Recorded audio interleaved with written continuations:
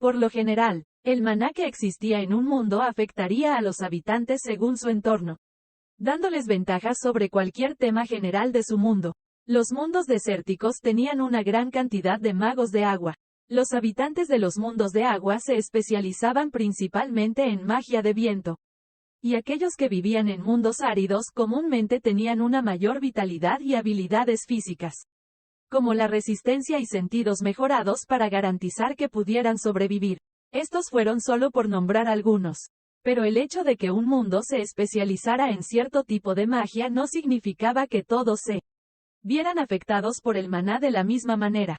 A veces, el carácter, la personalidad o los talentos inherentes de un individuo anulaban la especialización ambiental y desarrollaban una magia que se adaptaba mejor a ellos. Esto tampoco era tan raro, ya que aproximadamente el 30% de la población mundial estaba etiquetada como magos únicos.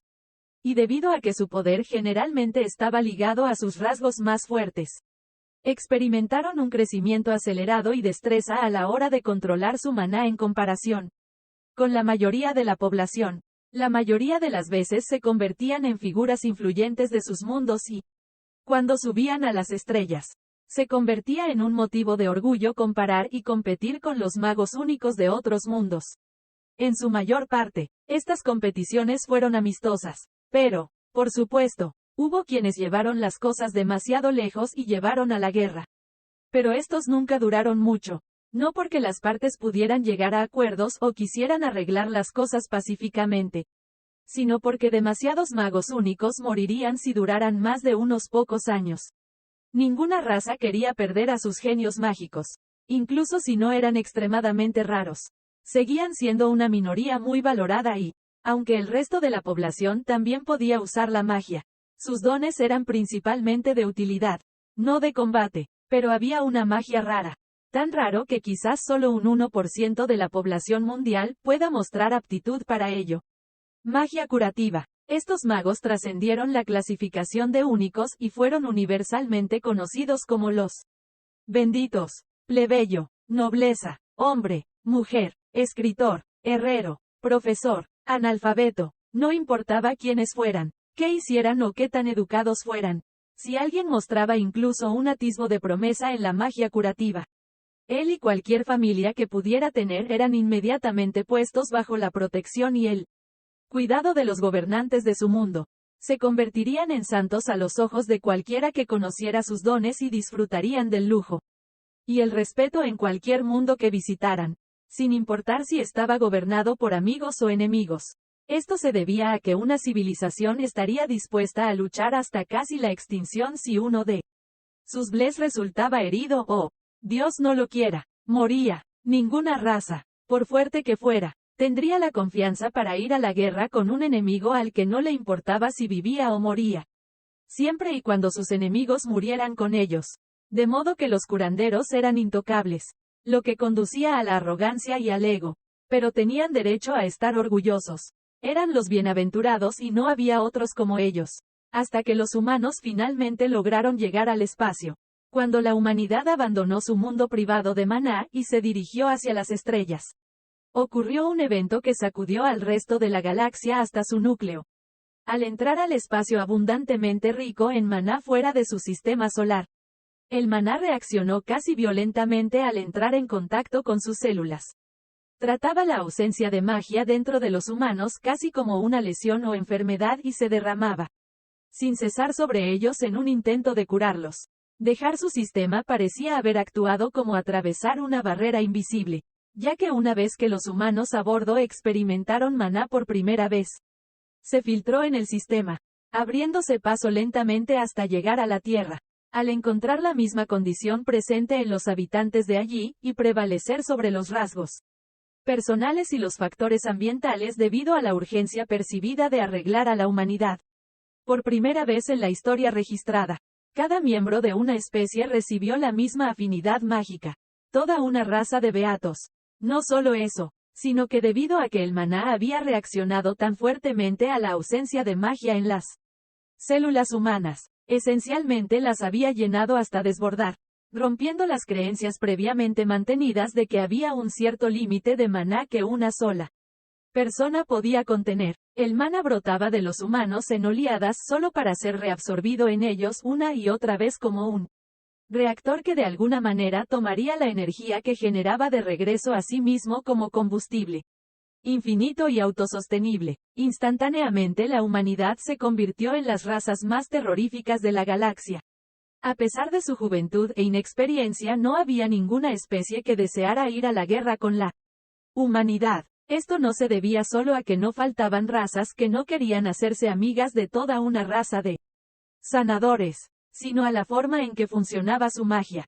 El reciclaje continuo de maná desbordante a través de sus cuerpos significaba que sus células se inundaban constantemente con magia curativa, aumentando su capacidad natural para regenerarse a un grado increíble y proporcionando un impulso significativo a su longevidad. Un humano aún podía morir, pero cualquier cosa menos que un golpe fatal, y no había garantía de que permanecerían abajo durante el conteo, como si eso no fuera lo suficientemente aterrador.